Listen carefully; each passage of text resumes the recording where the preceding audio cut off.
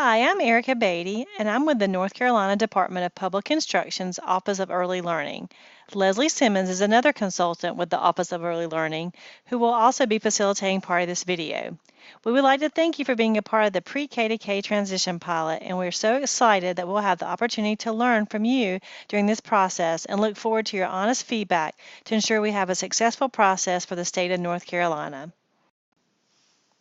We would like to provide you a little background information about the Pre-K to K Transition Pilot.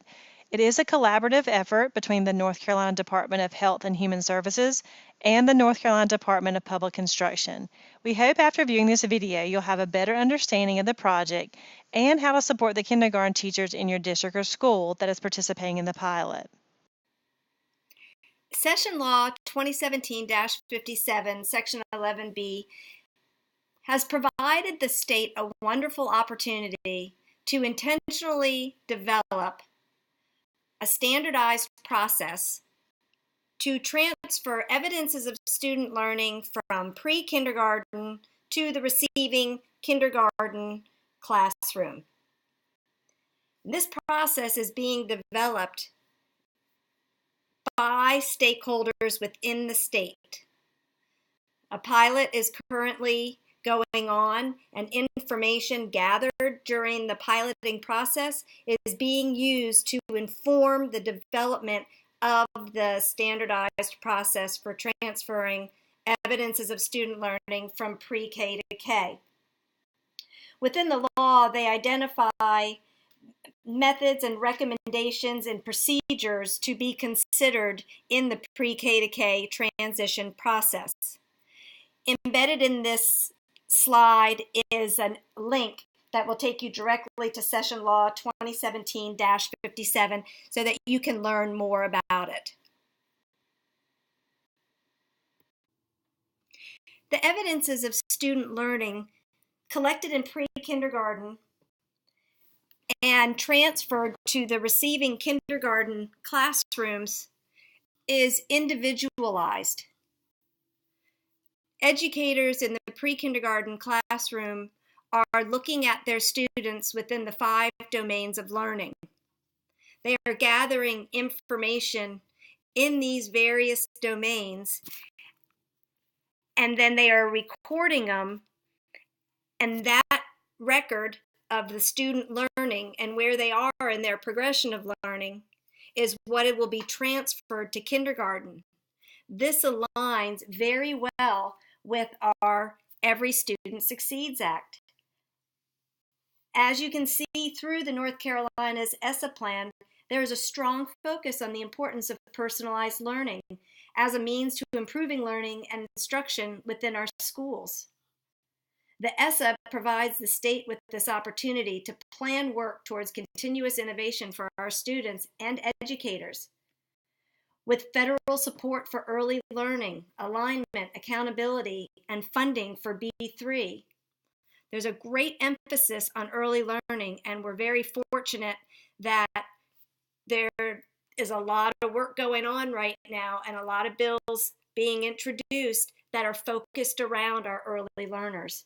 The pre-K to K transition process is a perfect illustration of how we can use data collected formatively on our students, and we can move it from one learning environment and use it in their next learning context. This will help us better understand our students and their learning preferences even before school begins. Many educators have been attending to the transition from pre-K to kindergarten and attempting to bridge the gap for years. A smooth transition between pre-K and K is not an easy process, but an extremely important one. When children make the transition from pre-K to kindergarten, there's a lot happening for our students. As you know, they are adjusting to a new setting and situations, which include new rules and expectations. They'll also experience new relationships with adults and peers and a new way of learning. All of this can be overwhelming to the student and to his or her family. When a child feels safe, the child is more likely to enjoy school and show growth in academics and social skills. Knowing this information heightens the need for educators to ensure a successful transition for entering kindergarten students from pre-K by providing children the best opportunity for learning and development. The piloting phase of the pre-K to K transition process is very vital to a successful transition plan being developed. There are several asks of our participating districts, and you can see those on the slide.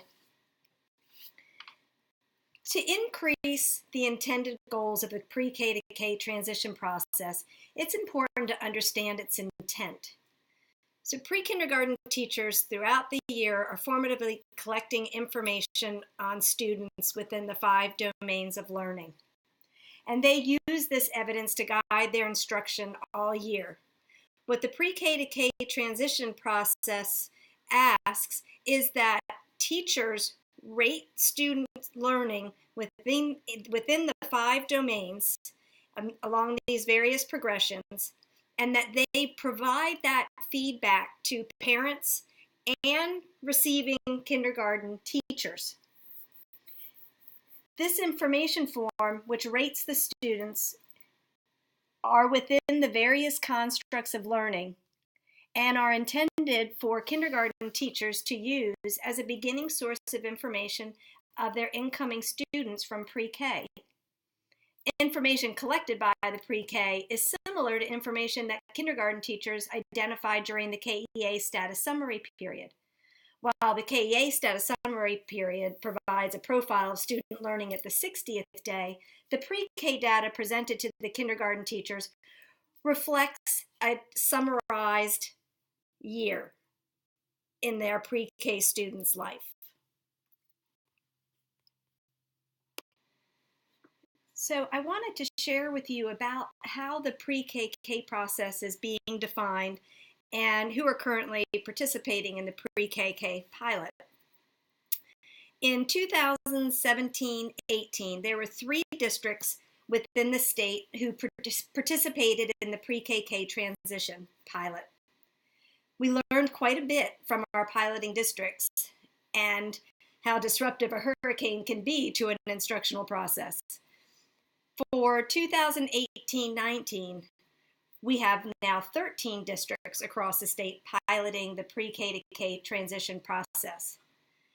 We're using feedback gathered from our participating teachers, parents, and administrators, that what they learned from piloting the pre-KK transition, we're going to use that information to inform and improve the process of transferring student learning from pre-K to K.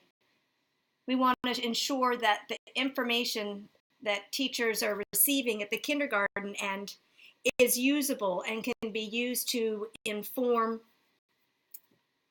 instruction for their incoming students.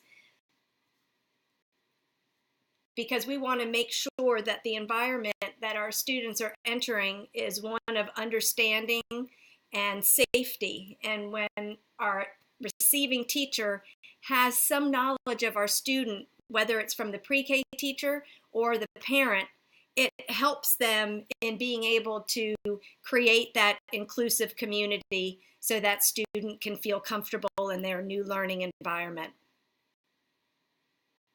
The long-term plan for scaling up the pre-K to K transition across the state is designed to have all 4-year-old classrooms in 100 counties engaging in the pre-KK transition process. And as you can see, the state will incrementally scale up the amount of districts planning for and engaging in the pre-KK transition process. And so by 2025, the goal is to have all 4-year-old classrooms in 100 counties participating in the pre-K to K transition process. Ultimately, the pre-K to K transition process has been designed to intentionally increase the communication of what we know about our students to other stakeholders so that we can further support their learning and opportunities to learn. Later, we will discuss resources that can be utilized to further develop opportunities to increase communication with our students' vital stakeholders. Research tells us that students who transition from a pre-K program into kindergarten also have families that are more actively engaged in their child's learning and in school. Sometimes as educators, we forget that families know more about their children than anyone. Families hold the answer to many questions that educators have about the children in their classrooms. However, we just have to remember to provide them opportunities to share the wealth of knowledge they have and not to assume the information is unimportant to educators. The Pre-K to K Transition Project supports a strong family-school partnership, and we will need your help in figuring out the best way for us all to collaborate. Communication is an important role for all projects.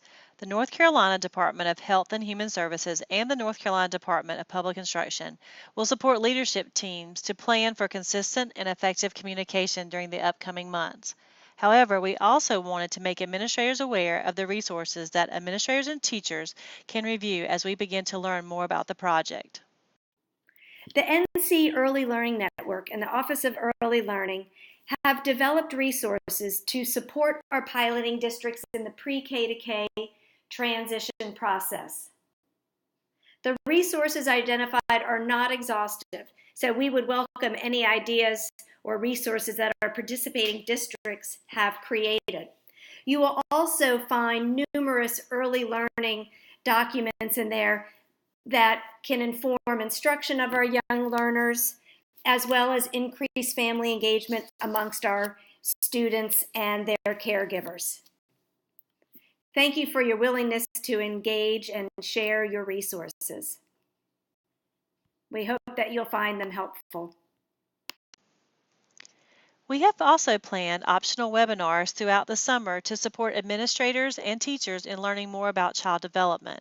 The webinars will also include information about the resources available to support teachers in interpreting the information that they will receive from pre-K teachers at the beginning of the school year.